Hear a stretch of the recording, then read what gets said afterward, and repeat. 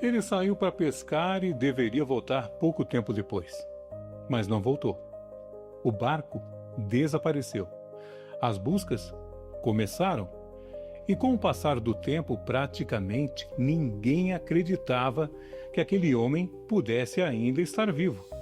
Até que 438 dias depois, do outro lado do Oceano Pacífico, um homem apareceu numa pequena ilha.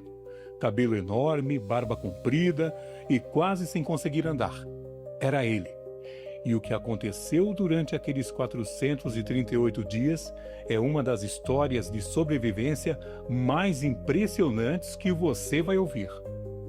O nome dele é José Salvador Alvarenga. Ele era um pescador experiente e trabalhador na costa do México. Em novembro de 2012, Alvarenga saiu para uma pescaria, acompanhado por Ezequiel Córdoba. A ideia era pescar e voltar para casa, uma viagem normal, algo que Alvarenga já estava acostumado a fazer. Só que o tempo mudou. Uma forte tempestade atingiu o barco. O mar ficou violento e os dois começaram a ter problemas. Eles ainda conseguiram pedir ajuda pelo rádio, mas a situação piorou. O motor parou de funcionar, a comunicação foi perdida e aquele pequeno barco começou a ser levado cada vez mais para longe da costa. Eles estavam no meio do Oceano Pacífico, sem motor, sem controle do barco e sem saber para onde estavam indo. Já nos primeiros dias, Alvarenga ainda acreditava que seriam encontrados. Talvez algum barco passasse por perto, talvez o resgate chegasse, talvez a corrente os levasse de volta. Mas os dias começaram a passar e ninguém apareceu. A comida acabou, a água acabou e agora eles tinham um problema muito maior do que simplesmente voltar para casa. Precisavam continuar vivos. Alvarenga conhecia o mar e essa experiência acabou sendo fundamental naquela hora. Eles começaram a pegar aquilo que conseguiam: peixes, aves, tartarugas. Quando algum peixe se aproximava do barco, Alvarenga tentava agarrá-lo com as próprias mãos. Não havia cozinha, não havia fogo. Então, muitas vezes, eles comiam tudo cru. Agora havia outro problema ainda pior: água. Você pode estar cercado por água no meio do oceano e ainda morrer de sede, porque beber água do mar pode piorar rapidamente a desidratação. Quando chovia, eles tentavam guardar o máximo possível de água. A chuva virou uma das coisas mais importantes para mantê-los vivos. Quando não havia água, a situação ficava desesperadora. Os dias viraram semanas, as semanas viraram meses e o barco continuava seguindo para lugar nenhum. Imagine acordar todos os dias e enxergar exatamente a mesma coisa: água. Para qualquer lado que você olhasse, água. Nenhuma cidade, nenhuma praia, nenhuma casa, nenhuma pessoa.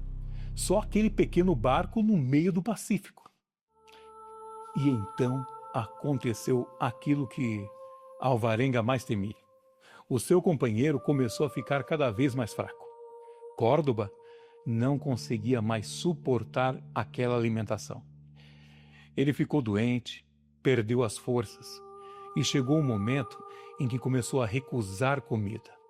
Alvarenga tentou ajudá-lo, mas não conseguiu. Córdoba morreu.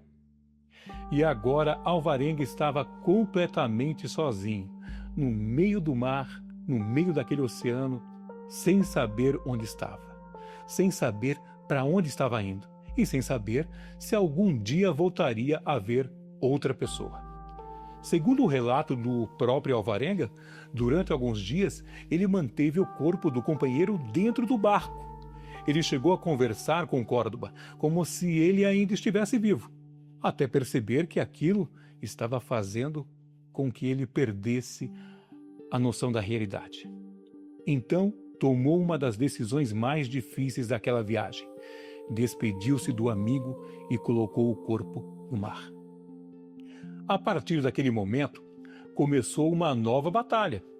Não era apenas contra a fome, não era apenas contra a sede, era contra a própria cabeça. Alvarenga precisava encontrar uma maneira de continuar vivendo sem enlouquecer. Ele começou a imaginar conversas, criava situações na própria cabeça, pensava na família, tentava criar uma rotina, andava de um lado para o outro dentro daquele pequeno barco, imaginando que estava caminhando por outros lugares. Era uma maneira de ocupar a mente, porque ficar sentado esperando a morte podia ser ainda pior. Ele também começou a acompanhar a passagem do tempo, olhando para a lua, um ciclo, depois do outro, depois outro, e o tempo continuava passando. Em alguns momentos, Alvarenga perdeu a esperança. Pensou que morreria ali. Pensou que talvez ninguém jamais encontrasse seu corpo.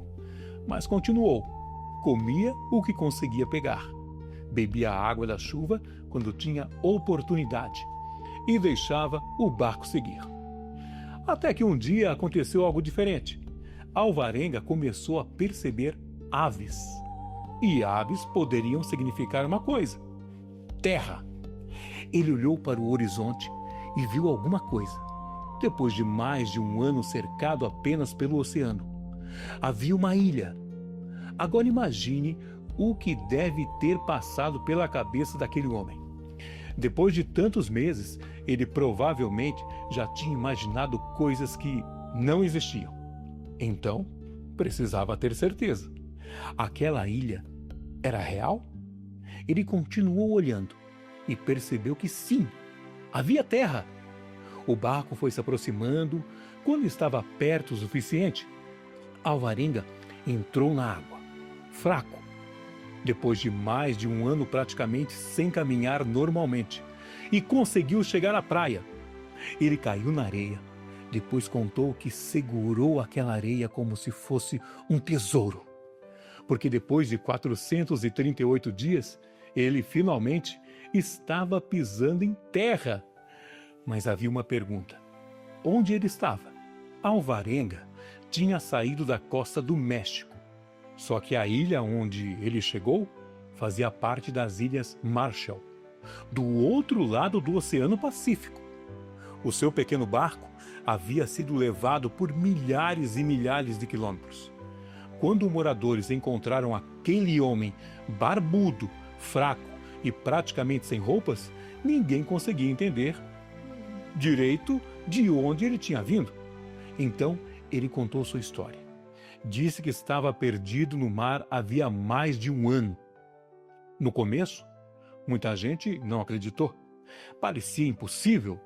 Como alguém poderia sobreviver tanto tempo num pequeno barco no meio do Pacífico? Como? A história começou a ser investigada e alguns detalhes importantes começaram a aparecer.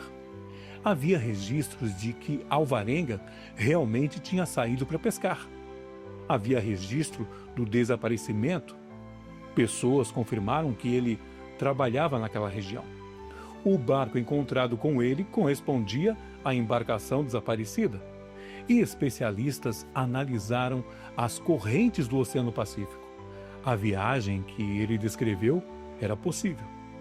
Aos poucos, aquela história que parecia impossível começou a fazer sentido. José Salvador Alvarenga havia sobrevivido, incrível, 438 dias perdido no mar. Mais de um ano sem motor, sem uma casa, sem saber para onde estava indo. E durante boa parte desse tempo, completamente sozinho. Mas talvez o mais impressionante dessa história não seja a distância que aquele barco percorreu, nem aquilo que ele precisou comer, nem mesmo os 438 dias. É pensar no que faz uma pessoa continuar. Porque existiram centenas de momentos em que seria Muito mais fácil, simplesmente, desistir. Ele não sabia se havia terra na direção em que estava indo. Não sabia se alguém estava procurando por ele. Não sabia se conseguiria água no dia seguinte. Não sabia se acordaria vivo no dia seguinte. Mesmo assim, acordava e tentava sobreviver por mais um dia.